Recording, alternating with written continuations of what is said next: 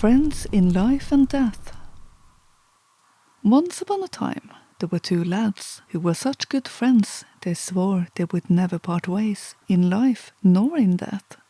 One of the lads died before he was very old, and after a while the other one proposed to a farmer's daughter, gained her as a sweetheart, and they were to be married.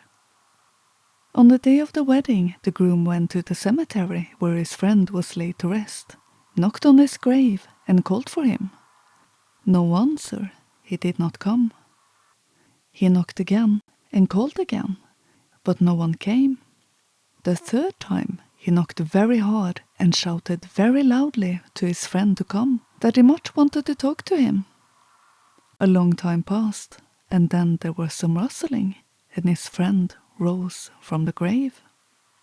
"It was good of you to come," said the groom. "I have been standing here, knocking and shouting for you."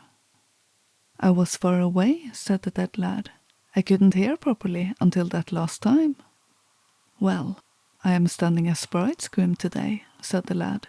"And you will remember what we talked about earlier? That we would attend each other's wedding?"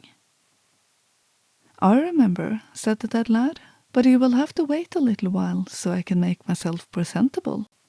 I am not in a fit state to attend the wedding." The groom did not have much time. He had to return to the wedding feast, and they were off to church soon. But he said his friend needed a room to clean himself up and dress himself for the wedding, because he had to join them in church. Yes, the dead lad followed them to and from church, but when the feast had come to the point where the bride had removed her crown, he wanted to leave. For the sake of their long friendship, the groom wanted to follow him back to his grave. As they walked back to the cemetery, the groom asked if he had seen many strange things, or of the sort that would be useful to know. "Yes, I have," answered the dead lad. "I have seen much, and more still." "That would be strange to see," said the groom. "I am of a mind to follow along and see it for myself." "You could do that," said the dead lad, "but it will take a long time. You will be gone." "So be it," said the groom, and followed down into the grave. But before they went down, the dead lad took a bit of turf from the graveyard and placed it on the head of the groom. It was a long way through total darkness, thicket and marshes, until they came to a large gate. It opened at the dead lad's touch.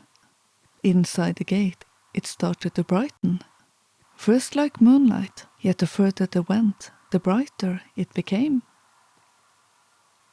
After a long, long while, they came to a place with green hills with thick green grass where some cattle were grazing. But though they ate and ate, the cattle remained ugly and empty and wretched out. "What is this?" said the groom. "Why are they so skinny and look so bad, even as they eat as if they were paid to do it?" "It is a parable of those who can never have enough, no matter how much they get and scrape together," said the dead lad. Then they went far and farther than far to some mountain pastures, where there were nothing but bare rocks with a tuft of grass between here and there. Here grazed a large herd of cattle who were so fat and beautiful they shone. "What?" said the groom. "These have barely a blade of grass to eat, yet they look so well. What is this?" "It is a parable of those who are happy with what little they have in life," said the dead lad. Then they continued on their way, far and farther than far again, until they came to a large lake. It was so bright and shiny that the groom could not look at it. "Now sit down here until I come back again," said the dead lad. "I will be gone for a while." And off he went while the groom sat down. And as he sat, sleep found him, and he faded into a deep sleep. A while later the dead returned. "It was good you sat down here, so I could find you again," he said. But when the groom was to rise, he found he was overgrown with moss and shrubbery, as if he sat in a bird's nest. He cast this off, and the dead lad followed him back to the grave. There they said their farewells and parted, and when the groom came up from the grave, he went straight to see his bride. But when he came to the farm, he seemed not to recognize the place.